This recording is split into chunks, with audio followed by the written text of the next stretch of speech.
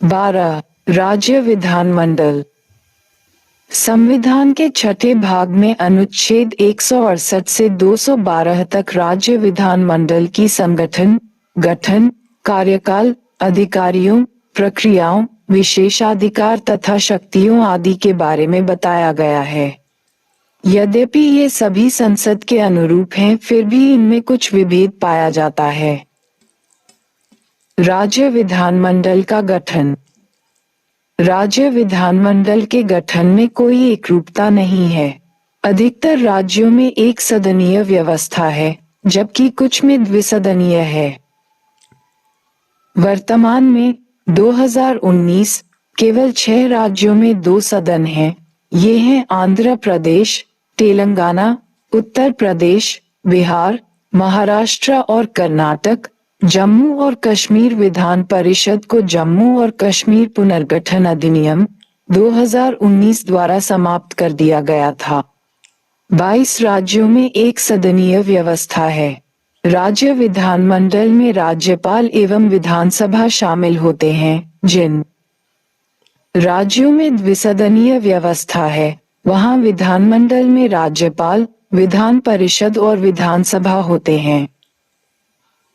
विधान परिषद उच्च सदन, द्वितीय सदन या वरिष्ठों का सदन है, जबकि विधानसभा निचला सदन, पहला सदन या लोकप्रिय सदन होता है। संसद एक विधान परिषद को, यदि यह पहले से है, विघटित कर सकती है और यदि पहले से नहीं है, इसका गठन कर सकती है।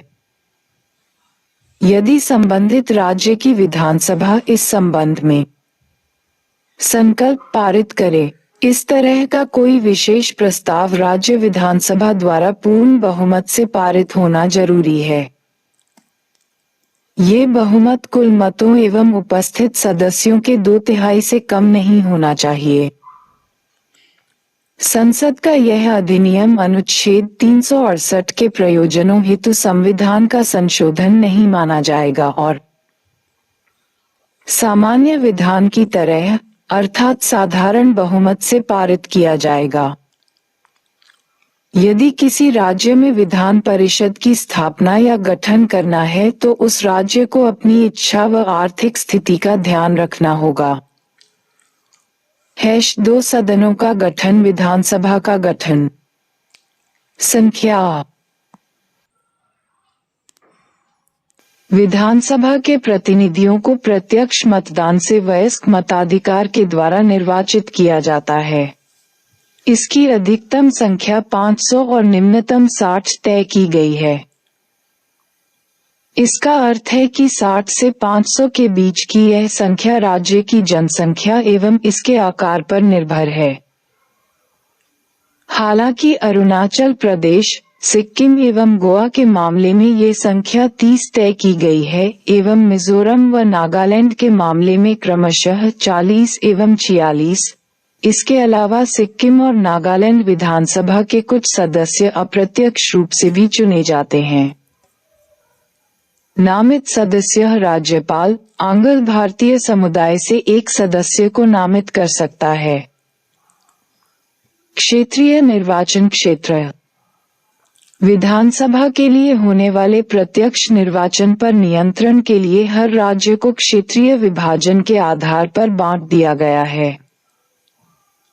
इन चुनाव क्षेत्रों का निर्धारण राज्य को आवंटित सीटों की संख्या को जनसंख्या के अनुपात से तय किया जाता है। जनसंख्या का अभिप्राय वह पिछली जनगणना है जिसकी सूची प्रकाशित की गई हो। प्रत्येक जनगणना के बाद पुनर्निर्धारण। प्रत्येक जनगणना के बाद पुनर्निर्धारण होगा। प्रत्येक राज्य के विधानसभा क्षेत्रों के हिसाब से सीटों का निर्धारण और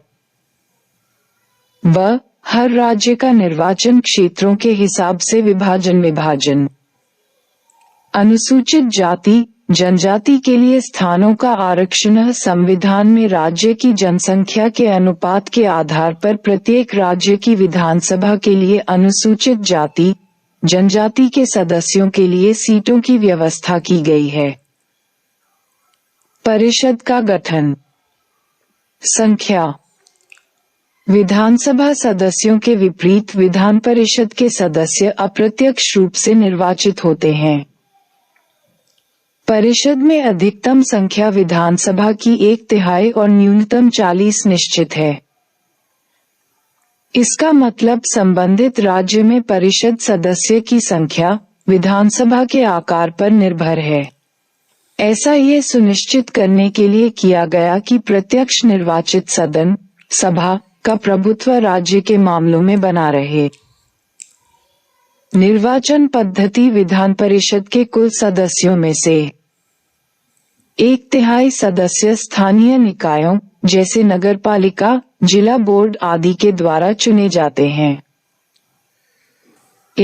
B 1/12 सदस्यों को राज्य में रह रहे 3 वर्ष से स्नातक निर्वाचित करते हैं। C 1/12 सदस्यों का निर्वाचन 3 वर्ष से अध्यापन कर रहे लोग चुनते हैं, लेकिन ये अध्यापक माध्यमिक स्कूलों से कम के नहीं होने चाहिए। D 1/3 सदस्यों का चुनाव विधानसभा के सदस्यों द्वारा किया जाता है।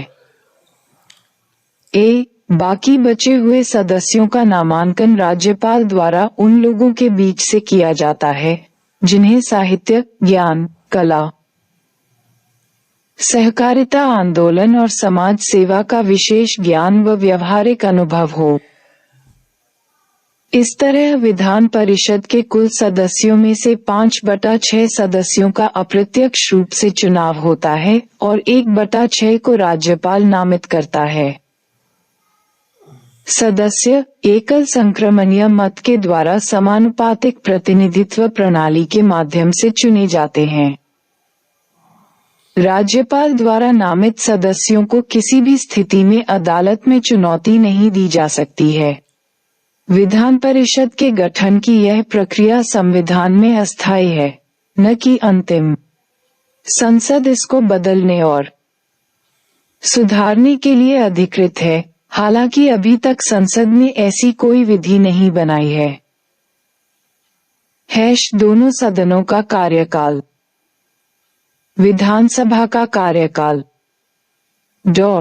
लोकसभा की तरह विधानसभा भी निरंतर चलने वाला सदन नहीं है। आम चुनाव के बाद पहली बैठक से लेकर इसका सामान्य कार्यकाल 5 वर्ष का होता है।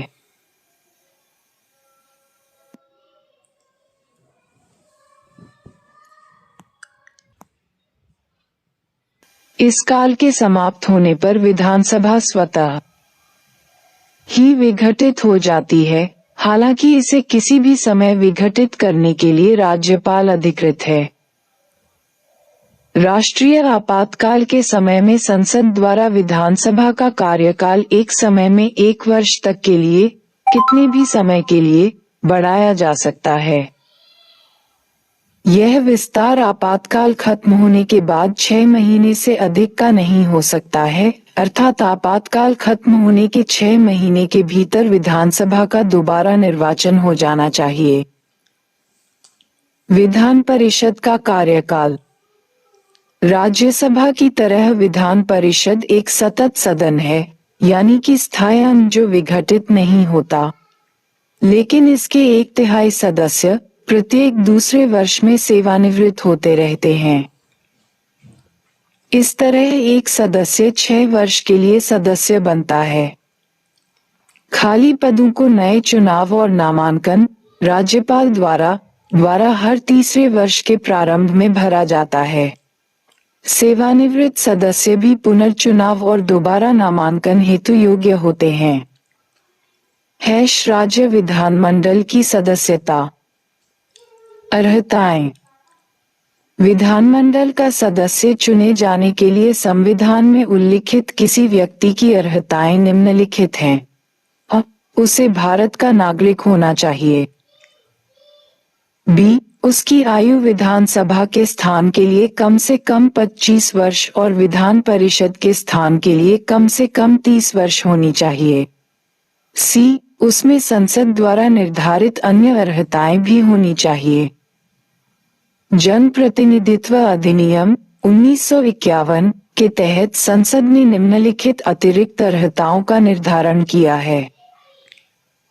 ए. विधान परिषद में निर्वाचित होने वाला व्यक्ति विधानसभा का निर्वाचक होने की अर्हता रखता हो और उसमें राज्यपाल द्वारा नामित होने के लिए संबंधित राज्य का निवासी होना चाहिए। बी. विधानसभा सदस्य बनने वाला व्यक्ति संबंधित राज्य के निर्वाचन क्षेत्र में मतदाता भी होना चाहिए। सी. अनुसूचित जाति जनजाति का सदस्य होना चाहिए यदि वह अनुसूचित जाति जनजाति की सीट के लिए चुनाव लड़ता है। निरर्हताएं। संविधान के अनुसार कोई व्यक्ति राज्य विधान परिषद या विधानसभा के लिए चुने जाने और इसकी सदस्यता से निरह होगा। 1. यदि वह केंद्र या राज्य सरकार के मंत्री या राज्य विधानमंडल से छूट प्राप्त कोई अन्य कार्यालय तहत किसी लाभ के पद पर है। 2. यदि वह विकृतिचित है और सक्षम न्यायालय की ऐसी घोषणा विद्यमान है। 3. यदि वह अनुमोचित दिवालिया हो। 4. यदि वह भारत का नागरिक न हो या उसने विदेश में कहीं नागरिकता स्वेच्छा से अर्जित कर ली हो या वह किसी विदेशी राज्य के प्रति निष्ठा या अनुशंसति को अभिस्वीकार किए हुए है। 5. यदि संसद द्वारा निर्मित किसी विधि द्वारा या उसके अधीन निरर्हित कर दिया जाता है। जन प्रतिनिधित्व अधिनियम 1951 के तहत संसद ने कुछ अतिरिक्त निरर्हताएं निर्धारित की हैं। ये संसद के समान ही हैं। वे निम्नवत हैं। 1. वह चुनाव में किसी प्रकार के भ्रष्ट आचरण अथवा चुनावी अपराध का दोषी नहीं पाया गया हो। 2. उसे किसी ऐसे अपराध के लिए दोषी नहीं ठहराया गया हो जिसके लिए उसे 2 या अधिक वर्षों की कैद की सजा मिली हो, लेकिन किसी व्यक्ति का किसी निरोधात्मक कानून के अंतर्गत निरोध करना अयोग्यता नहीं मानी जाएगी। 3. वह निर्धारित समय सीमा के अंदर चुनावी खर्च संबंधित विवरण प्रस्तुत करने में विफल नहीं रहा हो। 4. उसका किसी सरकारी ठेके, कार्य अथवा सेवाओं में कोई रुचि नहीं हो।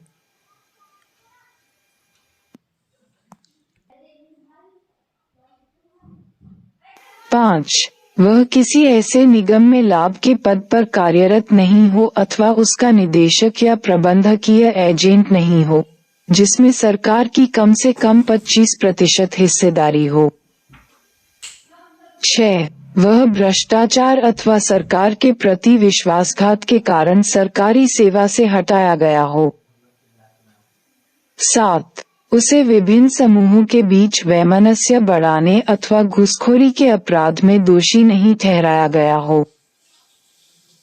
8. उसे अस्पृश्यता, दहेज तथा सती प्रथा आदि जैसे सामाजिक अपराधों में संलिप्तता अथवा इन्हें बढ़ावा देने के लिए दंडित नहीं किया गया हो। उपरोक्त निरर्हताओं के संबंध में किसी सदस्य के प्रति यदि प्रश्न उठे तो राज्यपाल का निर्णय अंतिम होगा। हालांकि इस मामले में वह चुनाव आयोग की सलाह लेकर काम करता है। दल बदल के आधार पर निरर्हता। संविधान में ये प्रख्यापित है कि यदि कोई व्यक्ति 10वीं अनुसूची के उपबंधों के अंतर्गत दल परिवर्तन के आधार पर निरह होता है तो वह राज्य विधानमंडल के किसी भी सदन की सदस्यता के लिए निरह रहेगा। 10वीं अनुसूची के तहत यदि निरर्हता का मामला उठे तो विधान परिषद के मामले में सभापति एवं विधानसभा के मामले में अध्यक्ष, राज्यपाल नहीं, फैसला करेगा। 1992 में उच्चतम न्यायालय ने व्यवस्था दी है कि सभापति, अध्यक्ष का फैसला न्यायिक समीक्षा की परिधि में आता है। स्थानों का रिक्त होना। निम्नलिखित मामलों में विधानमंडल का सदस्य पद छोड़ता है। दोहरी सदस्यता। एक व्यक्ति एक समय में विधानमंडल के दोनों सदनों का सदस्य नहीं हो सकता। यदि कोई व्यक्ति दोनों सदनों के लिए निर्वाचित होता है तो राज्य विधानमंडल द्वारा निर्मित विधि के उपबंधों के तहत एक सदन से उसकी सीट रिक्त हो जाएगी। ब. निरर्हता राज्य विधानमंडल का कोई सदस्य यदि निरर्ह पाया जाता है तो उसका पद रिक्त हो जाएगा। स. त्यागपत्र कोई सदस्य अपना लिखित इस्तीफा विधान परिषद के मामले में सभापति और विधानसभा के मामले अध्यक्ष को दे सकता है। त्यागपत्र स्वीकार होने पर उसका पद रिक्त हो जाएगा। में. द. अनुपस्थित यदि कोई सदस्य बिना पूर्व अनुमति के 60 दिन तक बैठकों से अनुपस्थित रहता है तो सदन उसके पद को रिक्त घोषित कर सकता है। ज. अन्य मामले किसी सदस्य का पद रिक्त हो सकता है। ए. यदि न्यायालय द्वारा उसके निर्वाचन को अमान्य ठहरा दिया जाए। बी. यदि उसे सदन से निष्कासित कर दिया जाए। 8. यदि वह राष्ट्रपति या उपराष्ट्रपति के पद पर निर्वाचित हो जाए। और डी. यदि वह किसी राज्य का राज्यपाल निर्वाचित हो जाए। विधानमंडल के पीठासीन अधिकारी। राज्य विधानमंडल के प्रत्येक सदन का अपना पीठासीन अधिकारी होता है। विधानसभा के लिए अध्यक्ष एवं उपाध्यक्ष और विधान परिषद के लिए एक सभापति एवं उपसभापति होते हैं। विधानसभा के लिए सभापति का पैनल एवं परिषद के लिए उपसभाध्यक्ष का पैनल भी नियुक्त होता है। विधानसभा अध्यक्ष। विधानसभा के सदस्य अपने सदस्यों के बीच से ही अध्यक्ष का निर्वाचन करते हैं। सामान्यतः विधानसभा के कार्यकाल तक अध्यक्ष का पद होता है, हालांकि वह निम्नलिखित 3 मामलों में अपना पद रिक्त करता है। 1. यदि उसकी विधानसभा सदस्यता समाप्त हो जाए। 2. यदि वह उपाध्यक्ष को अपना लिखित में त्याग पत्र दे दे। और 3. यदि विधानसभा के तत्कालीन समस्त सदस्यों के बहुमत से यानी प्रभावी बहुमत पारित संकल्प द्वारा अपने पर से हटाया जाए। इस तरह का कोई प्रस्ताव केवल 14 दिन की पूर्व सूचना के बाद ही लाया जा सकता है। अध्यक्ष की निम्नलिखित शक्तियां एवं कार्य होते हैं।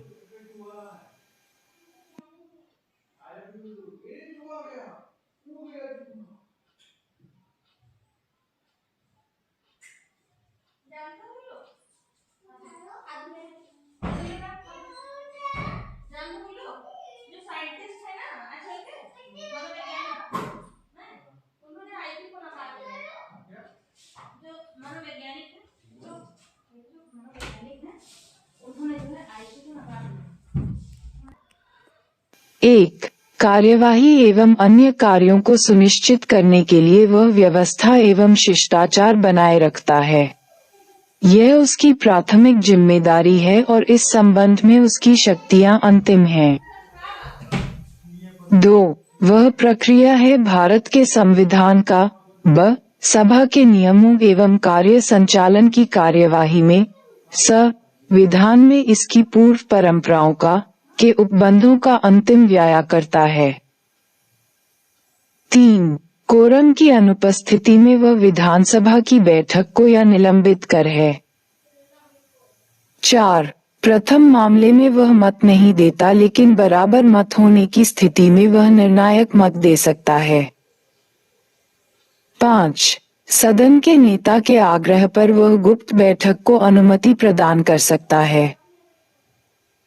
6. वह इस बात का निर्णय करता है कि कोई विधेयक वित्त विधेयक है या नहीं। इस प्रश्न पर उसका निर्णय अंतिम होगा। 7. 10वीं अनुसूची के उपबंधों आधार पर किसी सदस्य की निरर्हता को लेकर उठे किसी विवाद पर फैसला देता है। 8. वह विधानसभा की सभी समितियों के अध्यक्ष की नियुक्ति है और उनके कार्यों का पर्यवेक्षण करता है। वह स्वयं कार्य मंत्रणा समिति, नियम समिति एवं सामान्य उद्देश्य समिति का अध्यक्ष होता है। विधानसभा उपाध्यक्ष। अध्यक्ष की तरह ही विधानसभा के सदस्य उपाध्यक्ष का चुनाव भी अपने बीच से ही करते हैं। अध्यक्ष का चुनाव संपन्न होने के बाद उसे निर्वाचित किया जाता है। राज्य विधानमंडल सत्र आहूत करना। राज्य विधानमंडल के प्रत्येक सदन को राज्यपाल समय समय पर बैठक का बुलावा भेजता है।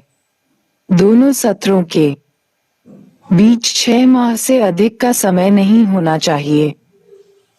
राज्य विधानमंडल को एक वर्ष में कम से कम 2 बार मिलना चाहिए। एक सत्र में विधानमंडल की कई बैठकें हो सकती हैं। स्थगन। बैठक को किसी समय विशेष के लिए स्थगित भी किया जा सकता है।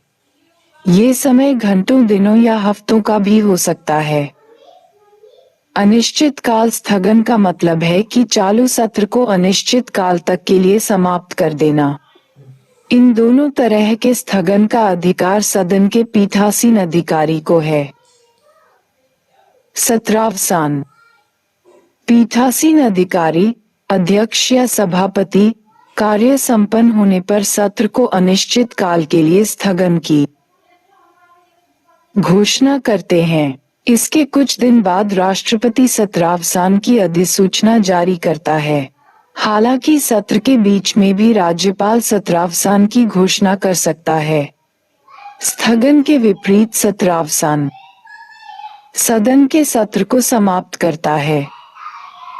विघटन। एक स्थायी सदन के होने के नाते विधान परिषद कभी विघटित नहीं हो सकती। सिर्फ विधानसभा ही विघटित हो सकती है। सत्रावसान के विपरीत विघटन से वर्तमान सदन का कार्यकाल समाप्त हो जाता है और आम चुनाव के बाद नए सदन का गठन होता है। विधानसभा के विघटित होने पर विधेयकों के खारिज होने को हम इस प्रकार समझ सकते हैं। 1. विधानसभा में लंबित विधेयक समाप्त हो जाता है, चाहे मूल रूप से यह विधानसभा द्वारा प्रारंभ किया गया हो या फिर इसे विधान परिषद द्वारा भेजा गया हो। 2. विधानसभा द्वारा ये पारित विधेयक लेकिन विधान परिषद में है। 3. ऐसा विधेयक जो परिषद में लंबित हो लेकिन विधानसभा द्वारा पारित न हो, को खारिज नहीं किया जा सकता। 4. ऐसा विधेयक जो विधानसभा द्वारा पारित हो, एक सदनीय विधानमंडल वाले राज्य में या दोनों सदनों द्वारा पारित हो, बहुसदनीय व्यवस्था वाले राज्य में लेकिन राज्यपाल या राष्ट्रपति की स्वीकृति के कारण रुका हुआ हो, को खारिज नहीं किया जा सकता। 5. ऐसा विधेयक जो विधानसभा द्वारा पारित हो, एक सदनीय विधानमंडल वाले राज्य में या दोनों सदनों द्वारा पारित हो, बहुसदनीय व्यवस्था वाले राज्य में लेकिन राष्ट्रपति द्वारा सदन के पास पुनर्विचार हेतु लौटाया गया हो, को समाप्त नहीं किया जा सकता। कोरम, गणपूर्ति। किसी भी कार्य को करने के लिए उपस्थित सदस्यों की एक न्यूनतम संख्या को कोरम कहते हैं। ये सदन में 10 सदस्य या कुल सदस्यों का 10वां हिस्सा पीठासीन अधिकारी सहित होता है, इनमें से जो भी ज्यादा हो। यदि सदन की बैठक के दौरान कोरम न हो तो ये पीठासीन अधिकारी का कर्तव्य है कि सदन को स्थगित करे या कोरम पूरा होने तक सदन को स्थगित रखे। सदन में मतदान। किसी भी सदन की बैठक में सभी मामलों को उपस्थित सदस्यों के बहुमत के आधार पर तय किया जाता है और इसमें पीठासीन 5 अधिकारी का मत सम्मिलित नहीं होता है। संविधान में विशेष रूप से उल्लिखित कुछ मामलों में विशेष या प्रभावी बहुमत की आवश्यकता होती है, सामान्य बहुमत की नहीं।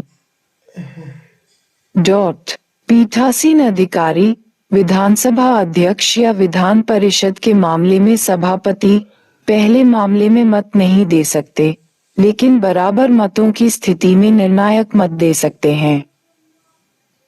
मंत्रियों एवं महाधिवक्ता के अधिकार। सदन का सदस्य होने के नाते प्रत्येक मंत्री एवं महाधिवक्ता को यह अधिकार है कि वह सदन की कार्यवाही में भाग ले, बोले एवं सदन से संबद्ध समिति जिसके लिए वह सदस्य रूप में नामित है, वोट देने के अधिकार के बिना भी भाग ले। संविधान के इस उपबंध के लिए दो कारण हैं। एक मंत्री उस सदन की कार्यवाही में भी भाग ले सकता है जिसका वह सदस्य नहीं है। 2. एक मंत्री जो सदन का सदस्य नहीं है, दोनों सदनों की कार्यवाही में भाग ले सकता है। 12. विधानमंडल में विधायी प्रक्रिया।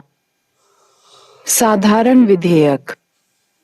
विधेयक का प्रारंभिक सदन। एक साधारण विधेयक विधानमंडल के किसी भी सदन में प्रारंभ हो सकता है, बहुसदनीय विधानमंडल व्यवस्था के अंतर्गत।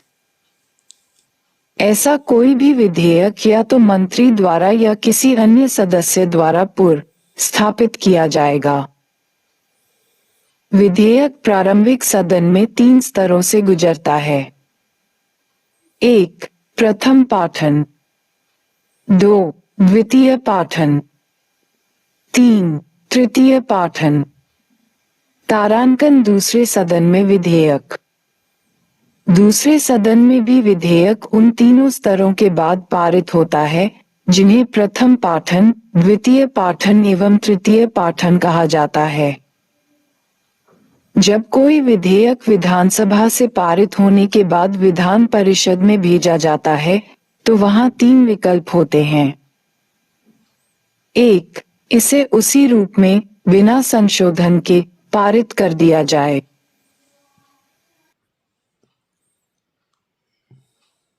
2. कुछ संशोधनों के बाद पारित कर विचारार्थ इसे विधानसभा को भेज दिया जाए। 3. विधेयक को अस्वीकृत कर दिया जाए। 4. इस पर कोई कार्यवाही न की जाए और विधेयक को लंबित रखा जाए। यदि परिषद बिना संशोधन के विधेयक को पारित कर दे या विधानसभा उसके संशोधनों को मान ले तो विधेयक दोनों सदनों द्वारा पारित माना जाता है, जिसे राज्यपाल के पास स्वीकृति के लिए भेजा जाता है। यदि विधानसभा परिषद के सुझावों को अस्वीकृत कर दे या परिषद ही विधेयक को अस्वीकृत कर दे या परिषद 3 महीने तक कोई कार्यवाही न करे, तब विधानसभा फिर से इसे पारित कर परिषद को भेज सकती है। यदि परिषद दोबारा विधेयक को अस्वीकृत कर दे या उसे उन संशोधनों के साथ पारित कर दे जो विधानसभा को अस्वीकार हो या 1 माह के भीतर पास न करे, तब इसे दोनों सदनों द्वारा पारित माना जाता है क्योंकि विधानसभा ने इसे दूसरी बार पारित कर दिया। ज्यादा से ज्यादा परिषद एक विधेयक को 4 माह के लिए रोक सकती है। पहली बार में 3 माह के लिए और दूसरी बार में 1 माह के लिए। संविधान में किसी विधेयक पर असहमति होने के मामले में दोनों सदनों की संयुक्त बैठक का प्रावधान नहीं रखा गया है। दूसरी ओर, किसी साधारण विधेयक को पास कराने के लिए लोकसभा एवं की संयुक्त बैठक का प्रावधान है। इसको अलावा यदि कोई विधेयक विधान परिषद में निर्मित हो और उसे विधानसभा अस्वीकृत कर दे तो विधेयक समाप्त हो जाता है। राज्यपाल की स्वीकृति। विधानसभा या द्विसदनीय व्यवस्था में दोनों सदनों द्वारा पारित होने के बाद प्रत्येक विधेयक राज्यपाल के समक्ष स्वीकृति के लिए भेजा जाता है। राज्यपाल के पास 4 विकल्प होते हैं। 1. वह विधेयक को स्वीकृति प्रदान कर दे। 2. वह विधेयक को अपनी स्वीकृति देने से रोके रखे। 3. वह सदन या सदनों के पास विधेयक को पुनर्विचार के लिए भेज दे। और 4. वह राष्ट्रपति के विचारार्थ विधेयक को सुरक्षित रख ले।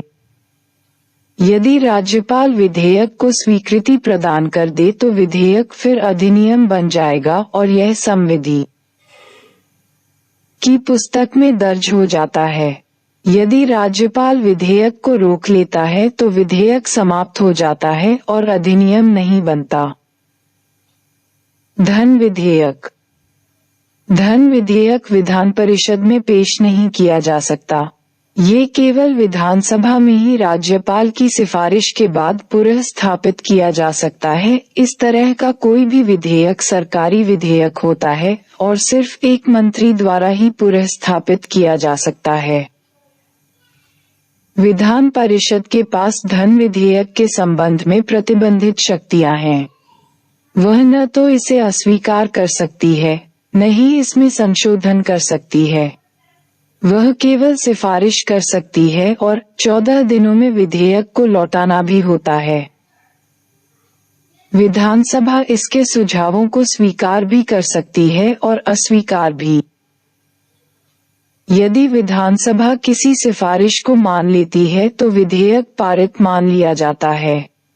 यदि वह कोई सिफारिश नहीं मानती है, तब भी इसे मूल रूप में दोनों सदनों द्वारा पारित मान लिया जाता है। राज्यपाल धन विधेयक को विधानमंडल के पास पुनर्विचार के लिए नहीं भेज सकता। साधारण विधेयक को संबंध में तुलना। संसद।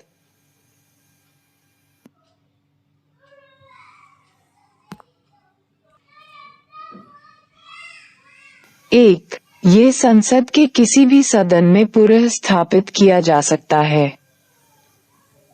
2, ये किसी मंत्री या किसी गैर सरकारी सदस्य द्वारा पेश किया जा सकता है। 3, ये प्रारंभिक सदन में पहले, दूसरे और तीसरे पाठन से गुजरता है। 4, ये तभी पारित माना जाता है जब इसमें संसद के दोनों सदनों की संशोधन या बिना संशोधन के सहमति हो। 5, दोनों सदनों के बीच गतिरोध तब होता है जब दूसरा सदन द्वारा पारित विधेयक को अस्वीकार करे या संशोधन प्रस्तावित करे जो पहले सदन को स्वीकार न हो या 6 माह तक विधेयक को पारित न करे।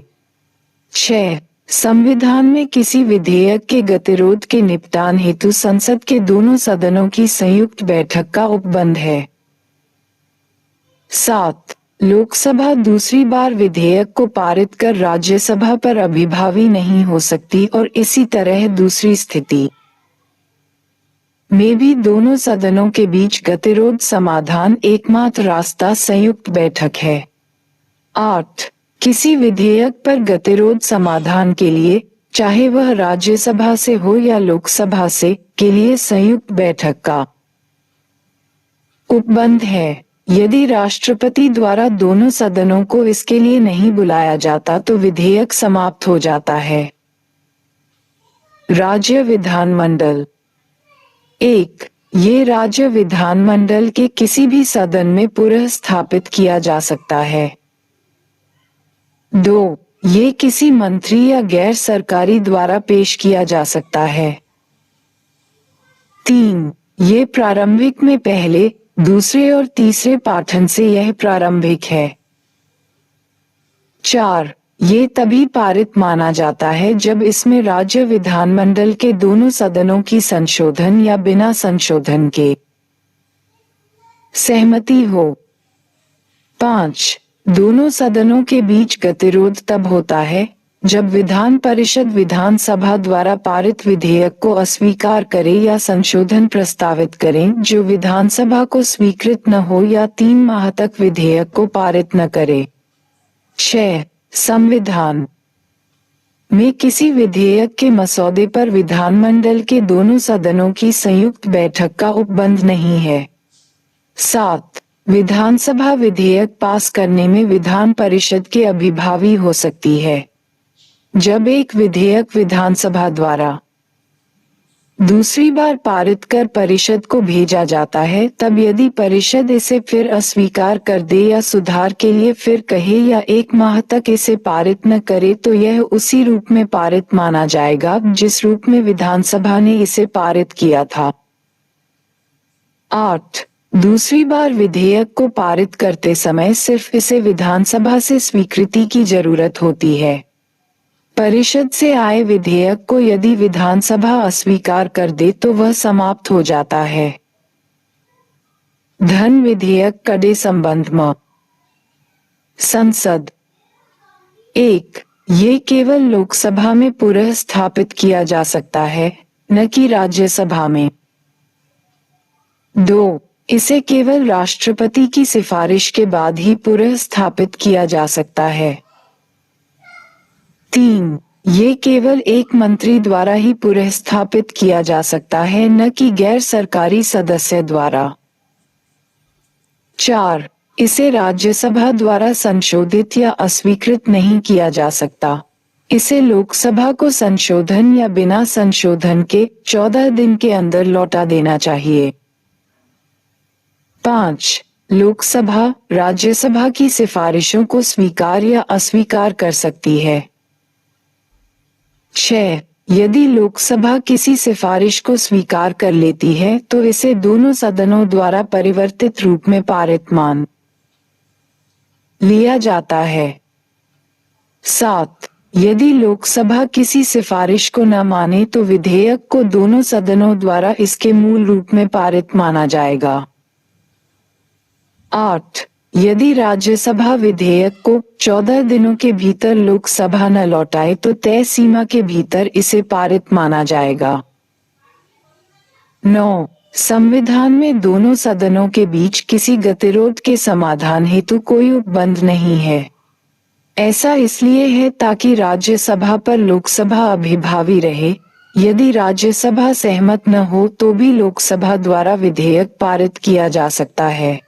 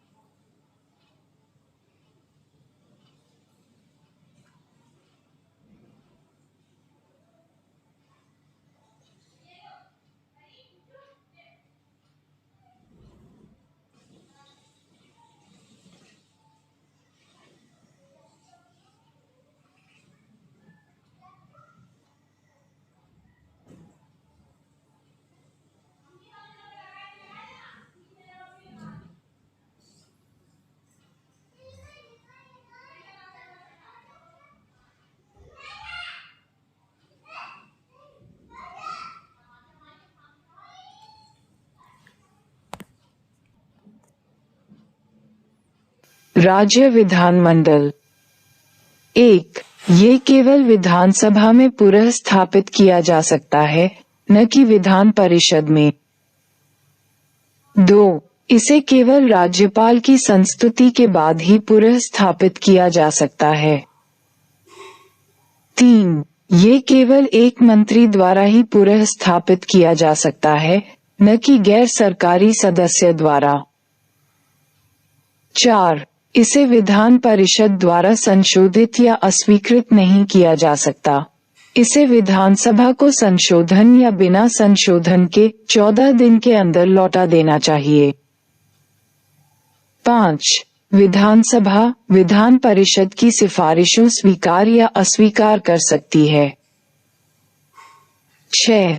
यदि विधानसभा किसी सिफारिश के साथ इसे स्वीकार कर लेती है तो इसे दोनों सदनों द्वारा परिवर्तित रूप से पारित मान लिया जाता है। 7. यदि विधानसभा किसी सिफारिश को न माने तो विधेयक को दोनों सदनों द्वारा इसके मूल रूप से पारित माना जाएगा। 8. यदि विधानसभा विधेयक को 14 दिनों के भीतर न लौटाए तो तय सीमा के भीतर इसे पारित माना जाएगा। 9. संविधान में दोनों सदनों के बीच किसी गतिरोध के समाधान हेतु कोई उपबंध नहीं है ताकि विधान परिषद पर विधानसभा अभिभावी रहे। यदि विधान परिषद सहमत न हो तो भी विधानसभा द्वारा विधेयक पारित किया जा सकता है। राज्य विधानमंडल के विशेषाधिकार।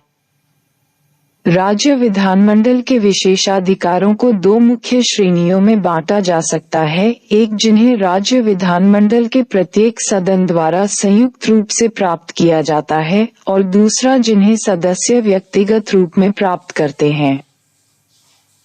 सामूहिक विशेषाधिकार। प्रत्येक सदन को मिलने वाले सामूहिक विधानमंडलीय विशेषाधिकार इस प्रकार हैं। 1. इसे यह अधिकार है कि यह अपने प्रतिवेदनों, वाद विवादों और कार्यवाहियों को प्रकाशित करे और यह अधिकार भी है कि अन्यों को इसके प्रकाशन से प्रतिबंधित करे। 2. यह अपरिचितों को इसकी कार्यवाहियों से अपवर्जित कर सकती है और कुछ महत्वपूर्ण मामलों में गुप्त बैठक कर सकती है। 3. यह अपने प्रक्रिया और कार्य संचालन नियमों में विनियमित कर सकती है और ऐसे मामलों पर निर्णय ले सकती है। 4. ये भर्त्सना, फटकार या कारावास, सदस्यों के मामले में निलंबन या निष्कासन द्वारा विशेषाधिकारों के उल्लंघन या सभा की अवमानना के लिए सदस्यों सहित बाह्य व्यक्तियों को दंडित कर सकती है। 5. इसे सदस्य के पकड़े जाने, गिरफ्तार होने, दोष सिद्धि, कारावास और छोड़े जाने के संबंध में तत्काल सूचना प्राप्त करने का अधिकार है। 6. ये जांच प्रारंभ कर सकती है और साक्षियों को उपस्थित होने का आदेश दे सकती है और संगत पत्रों और रिकॉर्डों को भेज सकती है। 7. न्यायालय सभा या इसकी समितियों की जांच नहीं कर सकती। 8. पीठासीन अधिकारी की अनुमति के बिना किसी व्यक्ति, सदस्य या बाह्य को गिरफ्तार और किसी विधिक प्रक्रिया, सिविल या आपराधिक, को सभा परिसर में नहीं किया जा सकता। व्यक्तिगत विशेषाधिकार। सदस्य को मिलने वाले व्यक्तिगत विशेषाधिकार इस तरह हैं। 1. उन्हें सदन चलने के 40 दिन पहले और 40 दिन बाद तक गिरफ्तार नहीं किया जा सकता। ये छूट केवल सिविल मामले में है और आपराधिक या प्रतिबंधित निषेध मामलों में नहीं है। 2. राज्य विधानमंडल में उन्हें बोलने की स्वतंत्रता है। उसके द्वारा किसी कार्यवाही या समिति में दिए गए मत या विचार को किसी अदालत में चुनौती नहीं दी जा सकती। ये स्वतंत्रता संविधान के उपबंधों और राज्य विधानमंडल की प्रक्रिया का विनियमन करने के लिए नियमों और स्थायी आदेशों के अनुरूप है।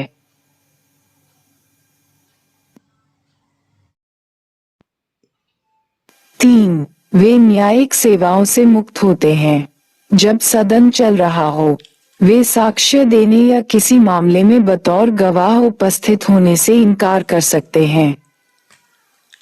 दिल्ली 70 विधानसभा सदस्य, पुडुचेरी 30 विधानसभा सदस्य, जम्मू और कश्मीर 83 विधानसभा सदस्य।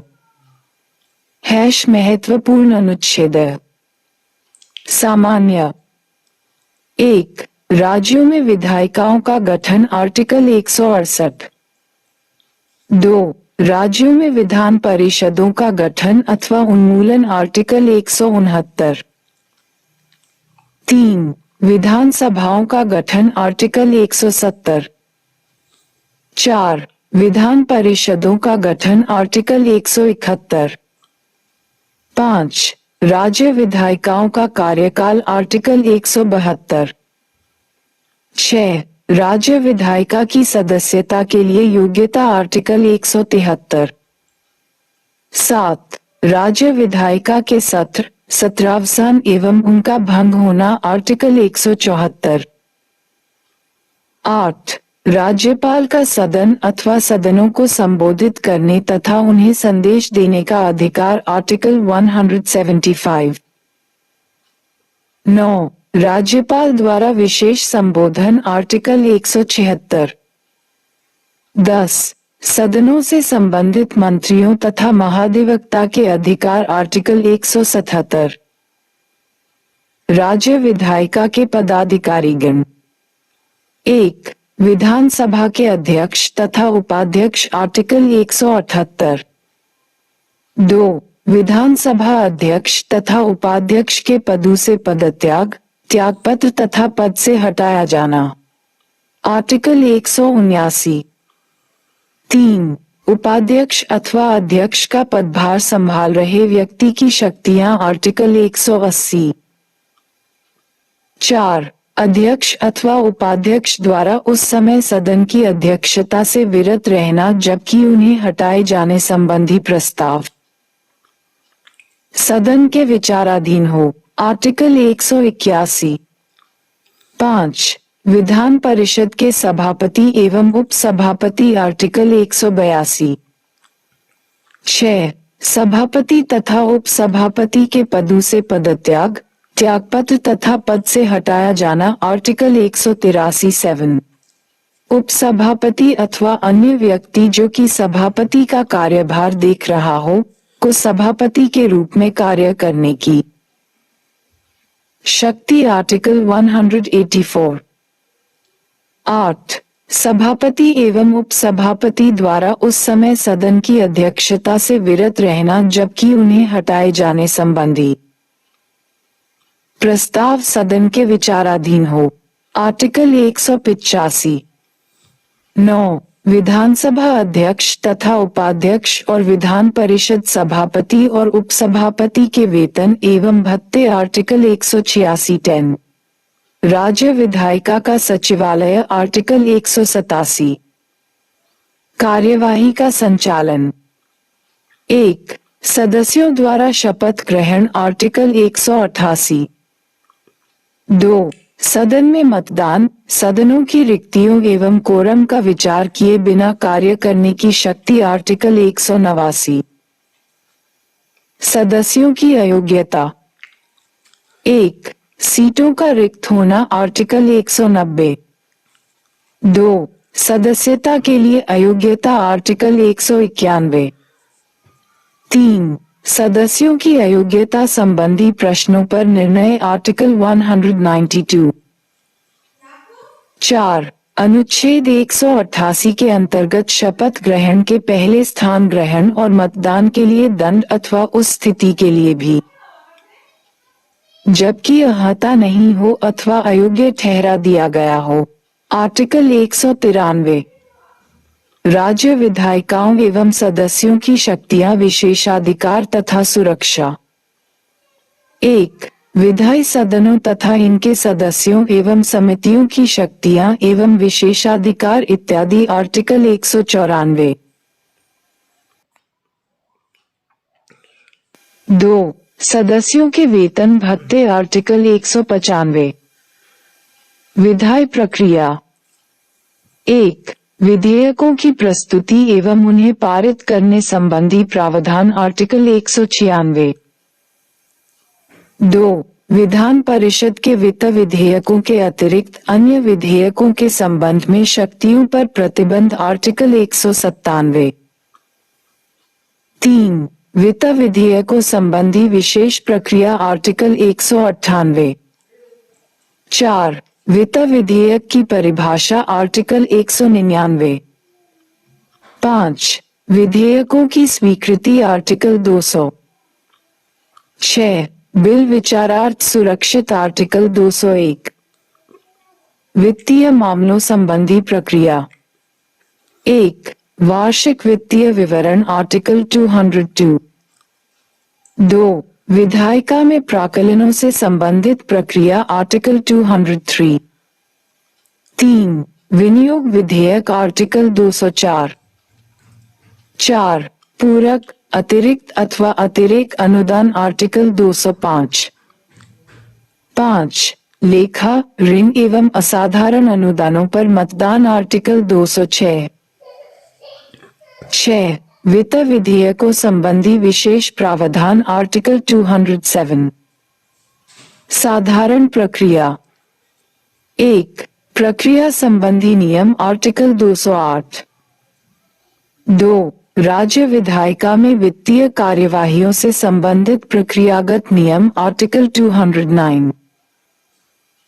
3. विधायिका में प्रयोग की जाने वाली भाषा आर्टिकल 210। 4. विधायिका में चर्चा पर प्रतिबंध आर्टिकल 211। 5. न्यायालय द्वारा विधायिका की कार्यवाहियों के संबंध में पूछताछ नहीं आर्टिकल 212। राज्यपाल की विधायी शक्तियां। 1. विधायिका की अवकाश अवधि में राज्यपाल की अध्यादेश जारी करने की शक्ति आर्टिकल 213। अन्य महत्वपूर्ण तथ्य।